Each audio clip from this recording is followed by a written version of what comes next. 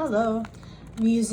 Today I'm using a piece of a Mountain Dew bottle and my iron, and I'm going to go across the bottom of the iron. I'm turning that bottle.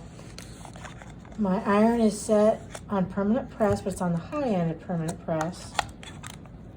And I'm pressing a little bit into the bottle, not very hard. I want to be very careful not to touch the ironing surface. As I heat that up, it starts to roll the edge under.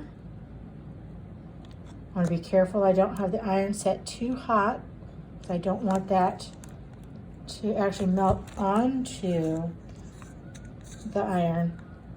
Now when I did that, a little bit just comes in and it's kind of sharp there. You could run a piece of sandpaper or something over that. But if you keep doing it, that will actually keep rolling it all the way under.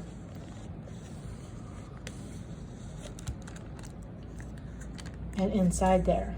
So like this piece is actually rolled both sides. So I rolled one side and then the other.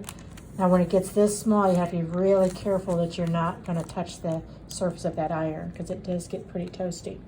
So you don't want your iron turned up all the way, but probably lowest is not going to do very much. I kind of forced this a little bit too much. That's the most I've had that roll over. But that can make that more rigid and have a thicker edge and not so sharp. As if you just cut that plastic, it's kind of sharp there. I'm going to do just a little bit here and see how that works. Again, you got to be careful as that gets closer to the iron so you don't burn yourself. So with just a strip, that didn't work all that well. Now what you can also do, while I've got that iron and that strip of plastic, you can just iron that directly on a surface that is going to be safe to iron on. In this case, I've got a piece of parchment on top of a pad of paper on top of my drawing table so that I don't melt my drawing table surface. It's got what's called Borco on it, which can melt.